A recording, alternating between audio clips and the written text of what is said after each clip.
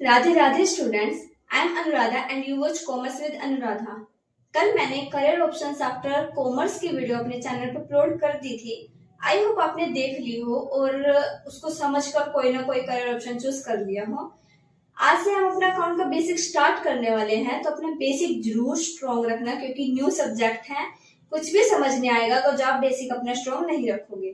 तो आज मैं आपको कुछ थोड़ा बेसिक करा दूंगी ताकि आपको अकाउंट्स की टर्म्स समझ आने लगे कि हम कहाँ पर किस वर्ड का यूज कर रहे हैं। तो वीडियो को पूरी देखना।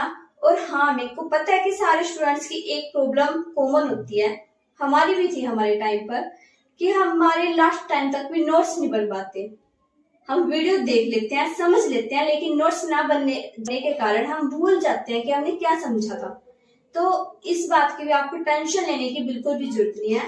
मैं आपको हैंडमेड नोट्स आपको प्रोवाइड करा दूंगी, डिस्क्रिप्शन में लिंक डाल दूंगी, आप वहां से डाउनलोड कर लेना। तो स्टार्ट करते हैं आज की हमारी वीडियो और एंड तक देखना। यूजफुल लगे तो लाइक करना और दोस्तों के साथ शेयर करना एंड सब्सक्राइब करना। तो स्टूडेंट्स, सबसे पहले टर्म्स है हमारी एसेट्स। एसेट्स हमारी होती क्या है, और ये हमारी पूरे अकाउंट्स में बार बार यूज होने वाली टर्म है। ये हमारे एंड तक, चाहे आप अकाउंट्स किसी भी लेवल का करोगे तो एसेट हमारा वर्ड हर बार यूज होगा। एसेट होता क्या है? Resources owned by a business that have economic value. ऐसा रिसोर्स जो कि बिजनेस द्वारा ओन किया गया हो और वो उसके लिए एक इकोनॉमिक वैल्यू हो। एग्जाम्पल दिए हुए हैं बिल्डिंग एंड कैश। सपोज कीजिए आपका बिजनेस है और उसके लिए आपने कोई बिल्डिंग ली है, खरीदी है कोई बिल्डिंग, तो वो आपके लिए एसेट है। अब वो एसेट क्यों है? क्योंकि आप उसका बहुत लंबे टाइम तक उसका फायदा उठाने वाले हो, तो वो एक आपके लिए इकोनॉमिक वैल्यू होगी क्योंकि वो आपकी इकोनॉमिक बढ़ा रहा है ना। तो ऐसे ही कैश है। कैश हमारी एसेट है क्योंकि वो हमें यूज होती है किस चीज को खरीदने में, किस चीज को बेचने में। मतलब बेचते हैं तो हमें कैश मिलता है, कैश हमारा एसेट है। लेकिन कैश जो है हमारा वो शॉर्ट टर्म एसेट है हमारी, जो कि आती है और जाती है। बिल्डिंग लेकिन हमारी लॉन्ग टर्म एसेट है। लॉन्ग टर्म इसलिए क्योंकि इसका फायदा हम लंबे टाइम तक यूज करते हैं।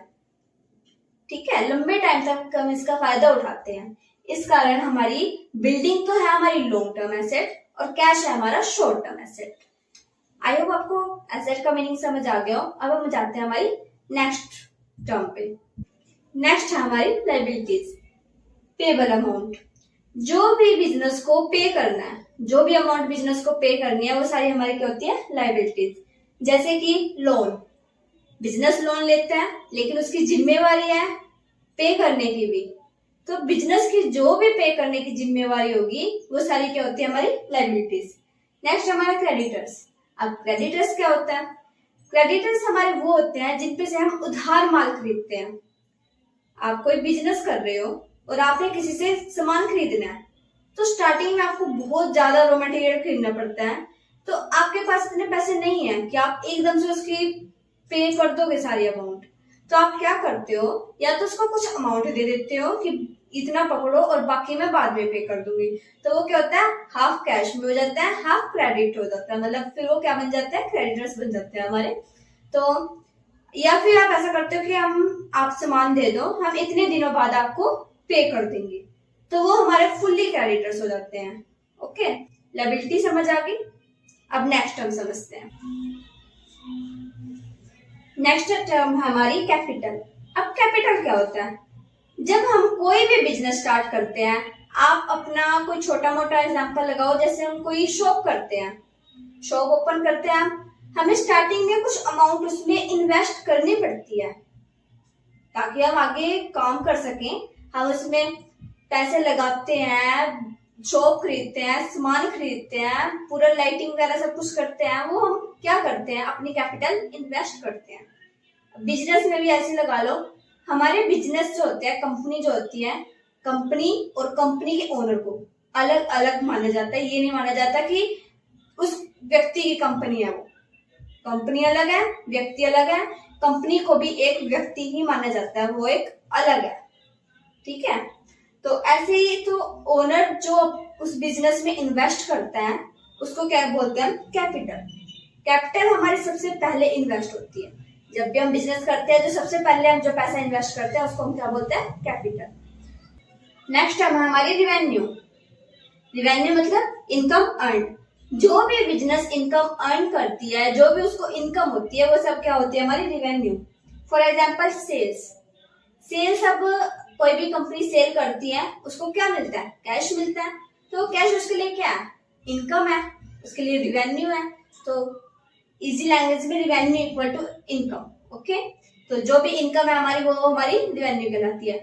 अब ये रिवेन्यू वर्ड क्यों मैं आपको बता रही हूँ, इनकम भी तो हम यूज कर सकते हैं, लेकिन अकाउंट में बार बार रिवेन्यू वर्ड आएगा, और जब तक आपको इसका मीनिंग ही क्लियर नहीं होएगा तो आप समझ ही नहीं पाओगे कि क्वेश्चन में पूछा क्या हुआ, क्वेश्चन में बताया क्या हुआ है। तो इस कारण मीनिंग समझने बहुत जरूरी है, तो ध्यान से समझो सारे मीनिंग्स। कहीं भी डाउट हो, कुछ भी पूछना हो, आप कमेंट कर सकते हो। मैं आपको स्पेशली या तो मैं शॉर्ट वीडियोस पाके समझाऊंगी, या फिर मैं आपको कमेंट में समझाऊंगी, जैसे भी आपको सुटेबल लगेगा मैं आपको वैसे समझा दूंगी। लेकिन अगर जो कोई डाउट है, कुछ पूछना है, तो आप कमेंट करो, मैं आपको पक्का, मैं आपका हर एक कमेंट का रिप्लाई करूंगी। तो आपको जो समझना है कमेंट कर देना। ओके, अब हम समझते हैं फिर हमारी नेक्स्ट टर्म। नेक्स्ट टर्म है हमारी expenses. Cost incurred in the process of earning revenue. Revenue को अर्न करने के प्रोसेस में जो भी हमारी कॉस्ट आती है, वो सब क्या होती है? हमारी एक्सपेंसेस। For example rent. हम एक जगह हमने ली है, हमारी जो हमने स्टॉक खरीदा है, या फिर हमारे पास जो स्टॉक पड़ा है उसको रखने के लिए हमने एक जगह खरीदी है, उसका हमें रेंट पे करना है, हमने रेंट पे लिया वो जगह। तो जो हम रेंट पे करेंगे, उस जगह से हमें कुछ ना कुछ मिल रहा है ना, रिवेन्यू हो रही है, हमें इनकम हो रही है, उस स्टॉक को रखने के लिए हमें जगह मिल रही है, तो उसका रेंट पे करना है हमें। तो वो हमारा क्या है? एक्सपेंसिव। जो भी खर्चे हैं कंपनी के, वो सारे क्या होते हैं? हमारे expensive. For example salary. Employ से हम काम लेते हैं, बदले में उन्हें सैलरी देते हैं, तो जो हम काम लेते हैं वो हमारे लिए रिवेन्यू है, और जो हम उन्हें सैलरी पे कर रहे हैं वो हमारे लिए एक्सपेंसिव है। ओके, आई होप समझ आ गया हो। नेक्स्ट टर्म है हमारी प्रॉफिट। वैसे तो हम सबको प्रॉफिट का मतलब पता है, क्योंकि हमारे नॉर्मल लाइफ में यूज होता है ये प्रॉफिट वर्ड बहुत, जिसका मतलब होता है जो भी हमें फायदा हो रहा है वो हमारा प्रॉफिट कहलाता है। लेकिन अगर हम अकाउंट के स्टूडेंट होते हुए किसी और को समझाएं कि प्रॉफिट होता क्या है, तो हम सिर्फ ये नहीं कह सकते कि जो हमें फायदा हो रहा है वो हमारा प्रॉफिट है। हमें उसको अच्छे से एक्सप्लेन करना होगा। वो कैसे करना होगा? Revenue minus expenses. हमने रिवेन्यू समझा क्या होता है? जो भी कंपनी को इनकम हो रही है, और हमने एक्सपेंसेस भी समझा कि क्या होता है। एक्सपेंसेस जो भी कंपनी को खर्च हो रहे हैं, तो कंपनी की इनकम में से कंपनी के खर्चों को माइनस कर देंगे तो हमारे पास बचेगा फाइनेंशियल गेन, जो कि हमारा कहलाएगा प्रॉफिट। ठीक है, जो भी कंपनी को फाइनेंशियल गेन हो रहा है रिवेन्यू माइनस एक्सपेंसेस करके, वो कंपनी का प्रॉफिट कहलाएगा। ओके, नेक्स्ट है हमारी loss. When expenses exceed revenue. जब हमारे एक्सपेंसेस रिवेन्यू से ज्यादा हो जाते हैं तो वो लॉस होता है कंपनी का। वैसे हम नॉर्मल लाइफ में भी यही कहते हैं कि जो हमें घाटा होता है वो हमारा लॉस कहलाता है। ऐसे ही कंपनी में है, अगर हमारे रिवेन्यू मतलब इनकम, एक्सपेंसेस मतलब खर्चों से कम है, तो हमारा क्या कहलाएगा? लॉस। समझ आ गया? अब चलते हैं हमारे नेक्स्ट टर्म पर। अब नेक्स्ट टर्म है हमारी ट्रांजैक्शन।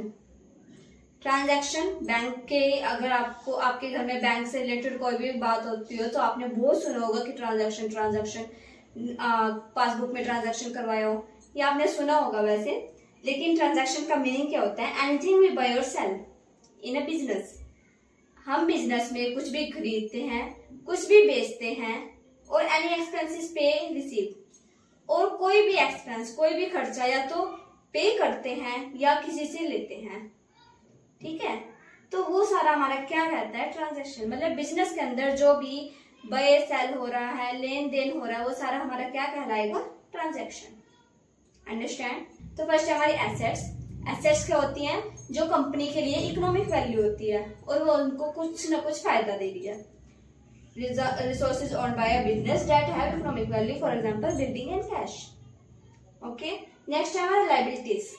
जो भी कंपनी को पे करनी है अमाउंट, वो सारी हमारी क्या होती है, लायबिलिटी। जो भी कंपनी की जिम्मेवारी होती है वो सारी हमारी क्या होती है, liabilities. For example loan and creditors. Creditors मैंने समझाया था, जिनसे हम उधार माल खरीदते हैं, वो हमारे क्रेडिटर्स बन जाते हैं। नेक्स्ट है हमारा कैपिटल। जो भी कंपनी खोली जाती है, जो सबसे पहले उसमें पैसा इन्वेस्ट किया जाता है, वो हमारी क्या कहलाती है, capital. Owners investment. Accounting is the process of recording, summarizing, analyzing and reporting financial transactions for business and individual to providing a clear understanding of their financial health and performance. Accounting एक process होता है हमारा, जिसमें हमें line wise चलना होता है। उस प्रोसेस के स्टेप्स क्या होते हैं, सबसे फर्स्ट है हमारा रिकॉर्डिंग। रिकॉर्डिंग में क्या होता है, हमें डेट वाइज उसको लिखना होता है। फॉर एग्जाम्पल हमारी ट्रांजैक्शन एक हुई है 1 तारीख को और एक हुई है 4 तारीख को, तो हम ऐसे नहीं कर सकते कि हमें 4 डेट वाली हम पहले लिख देते हैं और फर्स्ट वाली हम बाद में लिख देंगे। रिकॉर्डिंग का मतलब हमें लाइन वाइज चलना पड़ेगा, सीक्वेंस वाइज, ठीक है। तो डेट वाइज मतलब, तो फर्स्ट डेट वाली हम पहले लिखेंगे, 4th वाली हम बाद में लिखेंगे, ठीक है। एंड नेक्स्ट है हमारा समराइजिंग। नेक्स्ट स्टेप हमारा है समराइजिंग। अब हम उनको ट्रायल बैलेंस फाइनल अकाउंट्स में ट्रांसफर करेंगे, ठीक है। नेक्स्ट है हमारा एनालाइजिंग। अब हम एनालाइज करेंगे कि हमारे जो ये अकाउंट्स हैं उनसे क्या रिजल्ट निकला। एक्सपेंसेस ज्यादा हैं या इनकम ज्यादा है, इंक्रीज है बिजनेस में या डिक्रीज है, ठीक है। तो ये हम समझेंगे। एंड नेक्स्ट है रिपोर्टिंग। फिर हम उनको रिपोर्ट करेंगे, हमारे ओनर को, हमारे इन्वेस्टर्स को, ये जिसको भी हमें जवाब देना है, ठीक है। फिर हम उनको रिपोर्ट करेंगे कि हमारा जो सारा रिकॉर्ड है, हमने इनको ट्रायल बैलेंस में डाला, लेकिन उसके बाद हमारा रिजल्ट निकला कि एक्सपेंसेस तो हमारे ज्यादा हो गए, तो हमें उन्हें एक्सप्लेन करना पड़ेगा कि क्यों हुए, ठीक है। इनसे हमारा रिजल्ट निकलता है कि हमारे एक्सपेंसेस ज्यादा हुए, तो वो क्यों हुए। फाइनेंशियल ट्रांजेक्शन फॉर बिजनेस के लिए एंड इंडिविजुअल किसी एक चीज के लिए, to providing a clear understanding of their financial health. अपनी बिजनेस की फाइनेंशियल हेल्थ कैसी है, इसको हम क्लियर अंडरस्टैंडिंग कर सकें, इसलिए हम अकाउंट बनाते हैं। अकाउंट का एक हमारा प्रोसेस होता है, कौन कौन सा, recording, summarising, analysing and reporting, ठीक है। एंड परफॉर्मेंस क्या है हमारा बिजनेस का, ठीक है। इट इन्वॉल्व्स ट्रैकिंग की एलिमेंट्स। ये हमारे की एलिमेंट्स को ट्रैक करता है, मतलब देखता है। जैसे हम कोई ऑर्डर करते हैं तो हम ट्रैकिंग देखते हैं ना उसकी, कि वो कहाँ पहुंचा, कब शिफ्ट हुआ, अब कब तक आएगा, तो हम सारा देखते हैं ना। तो वही ट्रैकिंग है कि हम ट्रैकिंग करते हैं किस चीज को। लाइक रिवेन्यूज, हमारी इनकम कितनी हो रही है उसको ट्रैक करता है, कहाँ से हो रही है उसको ट्रैक करता है। एक्सपेंसेस, खर्चे, कितने खर्चे हो रहे हैं और कहाँ हो रहे हैं और किस कारण से हो रहे हैं, ये सारा हमारा अकाउंट से ही पता चल जाता है। नेक्स्ट है हमारा एसेट्स एंड लायबिलिटीज। हमारी क्या एसेट है, हमारी क्या लायबिलिटी है, वो हमें बहुत अच्छे से बैलेंस शीट से पता चल जाता है, जो कि हमारी फाइनेंशियल स्टेटमेंट है।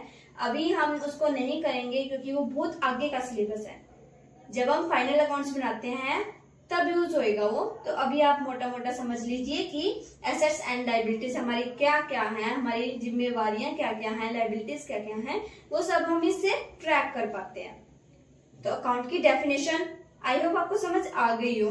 अगर आपको ना कोई भी मतलब कुछ भी गलत लग रहा है या आपको कुछ समझने में प्रॉब्लम हो रही है, तो आप कमेंट कर सकते हो, मैं उस हिसाब से समझाऊंगी आपको। और एक और बात कि मैंने नोट्स बनाए हैं जो इंग्लिश में बनाए हैं, लेकिन लैंग्वेज बहुत इजी है। आप पेपर में लिखोगे तो आपको नंबर अच्छे मिलेंगे, और डिफरेंस जो लिखा है मैंने, और जो डिफरेंस आप सेम लिख आते हो तो आपको फुल मार्क्स मिल सकते हैं उसमें, ठीक है। तो मतलब बहुत इजी लैंग्वेज में नोट्स बनाए हैं मैंने। अगर आपको वो भी किसी स्टूडेंट को हिंदी में चाहिए तो आप मुझे कह सकते हो, मैं आपके लिए अलग से हिंदी में भी नोट्स बना दूंगी, इंग्लिश हिंदी दोनों के डाल दूंगी।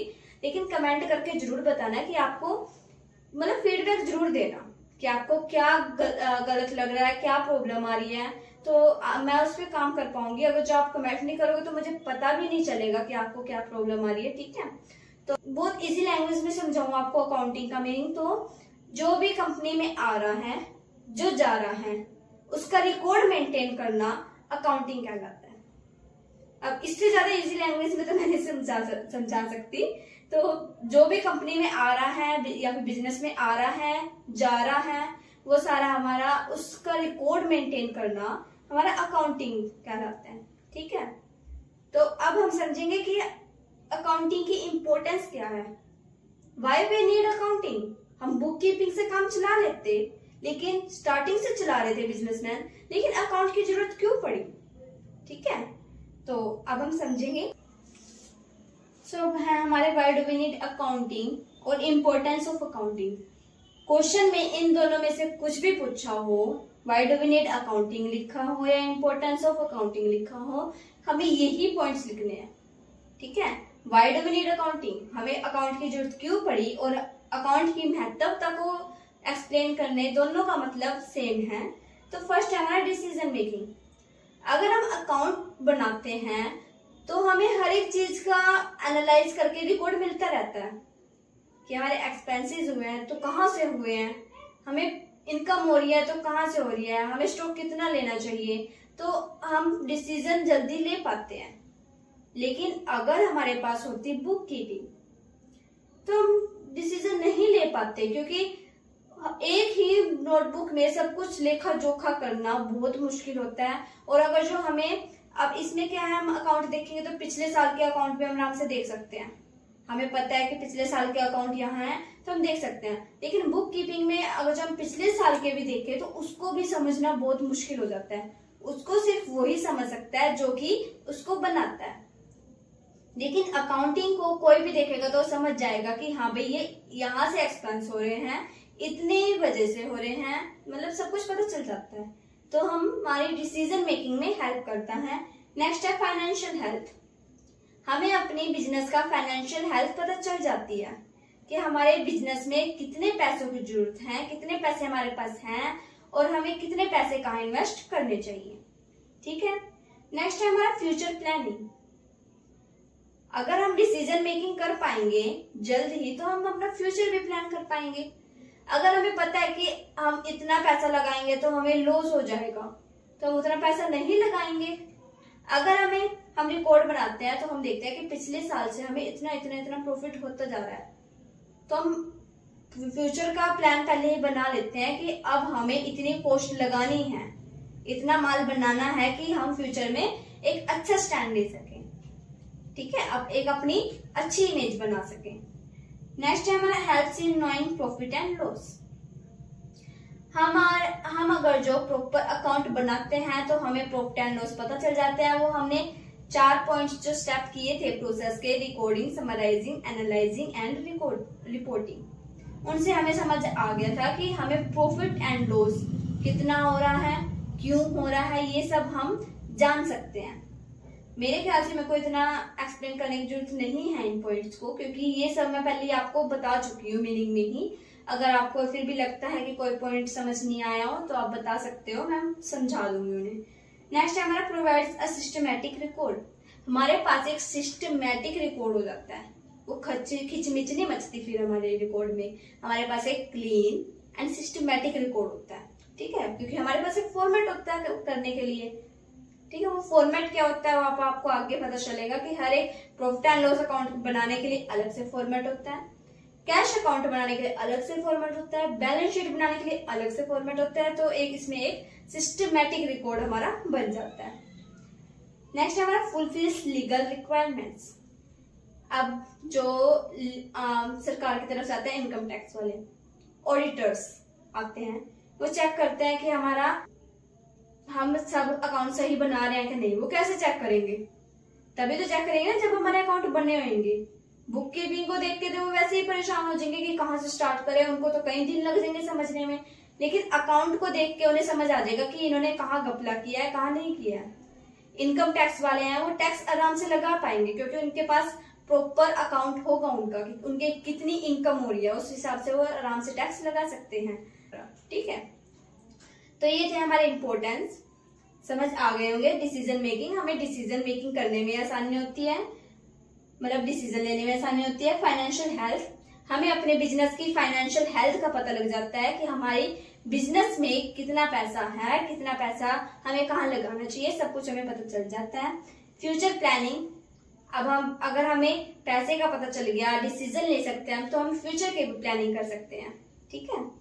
Helps in knowing profit and loss, हम अपने प्रॉफिट एंड लॉस का पता लगा सकते हैं कि हमें कितने प्रॉफिट हो रहे हैं, कितने लॉस हो रहे हैं, कहाँ से हो रहे हैं, कहाँ से नहीं हो रहे हैं, ठीक है। नेक्स्ट हमारा प्रोवाइड्स अ सिस्टमैटिक रिकॉर्ड, हमारे पास एक सिस्टमैटिक रिकॉर्ड होता है, हमें खिचमिच नहीं मचानी होती, उसमें हमारा अच्छा क्लीन और सिस्टमैटिक रिकॉर्ड बन जाता है। फुलफिल्स लीगल रिक्वायरमेंट्स, लीगल सभी रिक्वायरमेंट्स हमारी फुलफिल हो जाती हैं। इनकम टैक्स, जीएसटी, सब कुछ हमारा आसानी से लगा पाती है गवर्नमेंट, ठीक है। तो ये थे हमारे इम्पोर्टेंस, आई होप आपको समझ आ गए हो। नेक्स्ट हम करेंगे difference between book keeping and accounting. So आज का वो लास्ट टॉपिक रह गया है, उसके बाद हम कंक्लूड कर देंगे। सो वीडियो लास्ट तक जरूर देखना। वो मीनिंग, वैसे तो मैंने आपको बुक कीपिंग और अकाउंट में मीनिंग, अकाउंट में डिफरेंस पहले ही बता दिया है, लेकिन जो मैं पॉइंट लिखवाने वाली हूँ अगर वो आप सेम पेपर में लिख आते हो तो आपको फुल मार्क्स लेने से कोई नहीं रोक सकता, ठीक है। तो हम स्टार्ट करते हैं, हमारा difference between book keeping and account. तो फर्स्ट हमें दिया हुआ है book keeping means recording daily business transactions in book of accounts. Book keeping का मतलब है कि डेली की ट्रांजैक्शंस बस हमें अकाउंट्स में लिखनी है, बुक्स ऑफ अकाउंट्स में ओनली लिखनी है। लेकिन अकाउंटिंग का मीनिंग है, accounting means recording plus summarising plus analysing plus reporting transactions. लेकिन अकाउंटिंग का मतलब क्या है? रिकॉर्ड करना, जो हम बुक कीपिंग में करते हैं, उसको समराइजिंग करना, उसको ट्रायल बैलेंस, उसको प्रॉफिट एंड लॉस में ट्रांसफर करना, उसको एनालाइज करना कि हमें प्रॉफिट हो रहा है, लॉस हो रहा है, बिजनेस में इंक्रीजिंग हो रही है या डिक्रीजिंग हो रही है।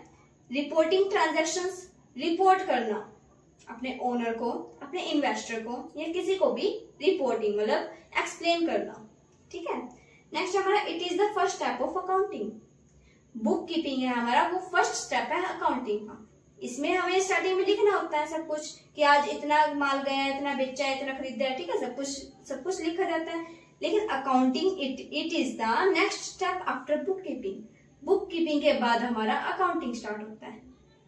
तो इजी लैंग्वेज में समझोगे तो अकाउंटिंग बुक कीपिंग के बिना अधूरी है, बुक कीपिंग अकाउंटिंग के बिना अधूरी है, ठीक है। क्योंकि बुक कीपिंग में भी काम तो वही होता है, लेकिन इसमें छोटा काम होता है, मतलब ज्यादा अच्छे से नहीं होता, सिस्टमैटिक नहीं होता। अकाउंटिंग में हमारा सब सिस्टमैटिक होता है। नेक्स्ट है हमारा work in mechanical in nature, मतलब रूटीन में हमें लिखना है बस, और कुछ नहीं करना, बस लिखना है रूटीन में कि हमने आज इतना माल बेचा है, उससे इतनी सेल हुई है, उसमें इतनी कॉस्ट पड़ी थी वगैरह वगैरह, बस हमें लिखना है। इसमें work is analytics plus interpretative in nature. इसमें हम वर्क कैसे करते हैं, उसको एनालाइज करते हैं, उसको समराइज करते हैं, उसको रिपोर्ट करते हैं, ठीक है। इसमें हमारा बहुत लंबा प्रोसेस है और इस मतलब रिजल्ट मिल जाते हैं हमें कि हमें प्रॉफिट हुआ है, लॉस हुआ है। नेक्स्ट हमारा shows only the record of transactions. बस इसमें रिकॉर्ड का, ट्रांजैक्शंस का बस लिखा दिखाया जाता है कि बस हाँ भाई ये रिकॉर्ड है आपकी ट्रांजैक्शंस का। लेकिन इसमें शोज द फाइनेंशियल रिजल्ट, हमारा रिजल्ट क्या निकला वो भी बताया जाता है अकाउंटिंग में। नेक्स्ट है हमारा book keeping is perform mostly bye junior staff और क्लर्क्स। इसको बुक कीपिंग को कौन करते हैं? ज्यादातर जूनियर स्टाफ्स या फिर क्लर्क्स। लेकिन अकाउंटिंग ऐसे ही कोई भी नहीं कर सकता, इसके लिए एक्सपर्ट्स अकाउंटेंट की जरूरत पड़ती है। इसको हर कोई जूनियर स्टाफ या क्लर्क नहीं कर पाता, इसके लिए हमें एक्सपर्ट्स की जरूरत होती है, अकाउंटेंट की जरूरत होती है, ठीक है। तो नेक्स्ट है हमारा book keeping is narrow scope. इसका नैरो स्कोप है, इसमें बस हमें रिकॉर्ड रखना है ट्रांजैक्शन का। लेकिन अकाउंटिंग का हमारा वाइडर स्कोप है। वो क्यों? क्योंकि बुक कीपिंग में तो सिर्फ हमें लिखना है, रिकॉर्ड रखना है, लेकिन अकाउंटिंग में तो हमें उसे प्रॉपर ट्रायल बैलेंस में भी डालना है, बैलेंस शीट में भी डालना है, प्रॉपर अकाउंट्स बनाने हैं, उसका रिजल्ट निकालना है, उसको रिपोर्ट करना है, बहुत लंबा प्रोसेस है ना। तो अकाउंटिंग में हमारा वाइडर स्कोप है, ठीक है। नेक्स्ट है हमारा एग्जाम्पल। एग्जाम्पल दे दो दोनों का, एग्जाम्पल से और अच्छे से क्लियर होएगा। Writing transaction in journal ledger, हमें सिर्फ ट्रांजैक्शंस को लिखना है जर्नल में, लेजर में। जर्नल मैंने बताया था कि डेट वाइज लिखना होता है, ठीक है। एंड इसका अकाउंटिंग का एग्जांपल हमारा preparing trial balance, profit and loss account and balance sheet. हमें प्रॉपर प्रिपेयर करने पड़ते हैं profit and loss account, sorry पहले ट्रायल बैलेंस, फिर profit and loss account and next balance sheet. ये हमारे फाइनल अकाउंट्स होते हैं ना, फाइनल स्टेटमेंट्स होती है हमारी। तो ये है हमारा डिफरेंस, ठीक है। इजी लैंग्वेज में तो यही है कि बुक कीपिंग अकाउंटिंग से पहले आती है, अकाउंटिंग बाद में आती है। अकाउंटिंग का वाइडर रीच होता है, इसका कम होता है, ठीक है। तो book keeping only record transactions, लेकिन अकाउंटिंग हमारा उस पूरे बिजनेस के डाटा को मतलब बताता है, उसके रिजल्ट बताता है, ठीक है। तो आपको, मेरे को लगता है डिफरेंस समझ आ गया होगा। कुछ भी पूछना हो तो कमेंट में बताना। और बहुत जरूरी बात मैं सोच रही थी कि भाई अगर जो आप मेरे को सपोर्ट करो तो मैं बिजनेस भी पढ़ाना स्टार्ट कर दूं। अगर आप बिजनेस का भी ऐसे लेक्चर्स चाहते हो तो आप मेरे को सब्सक्राइब जरूर करो। मेरे को सपोर्ट मिलेगा तो मैं स्टार्ट करूंगी, अब मेरे को सपोर्ट ही नहीं दोगे तो मैं स्टार्ट नहीं कर पाऊंगी। तो अगर आपको बिजनेस के भी लेक्चर्स चाहिए तो आप मेरे को लाइक करो, सब्सक्राइब करो और दोस्तों के साथ शेयर जरूर करो। तो मैं वीडियो को यहीं एंड करती हूँ, ज्यादा लंबा नहीं करती हूँ वीडियो को। आई होप आपको वीडियो अच्छी लगी हो और आपको समझ आ गया हो कि अकाउंट होता क्या है, उसकी बेसिक टर्म समझ आ गई हो जो हमने आज यूज की थी। अगर आपको किसी भी वर्ड का मीनिंग नहीं समझ आता है, आप मेरे को प्लीज कमेंट में बताओ। मैं आपको नेक्स्ट वीडियो में या कमेंट में ही एक्सप्लेन कर दूंगी। अगर कमेंट में अच्छे से एक्सप्लेन नहीं कर पाई तो मैं नेक्स्ट वीडियो में उसको अच्छे से एक्सप्लेन कर दूंगी, ठीक है। तो अगर यूजफुल लगी हो वीडियो तो उसको लाइक करना, दोस्तों के साथ शेयर करना और सब्सक्राइब करना, ताकि मेरी वीडियो सबसे पहले आप तक पहुंच सके और मेरे को भी नेक्स्ट वीडियो बनाने के लिए सपोर्ट मिलता रहे, मोटिवेशन मिलता रहे। Thank you students.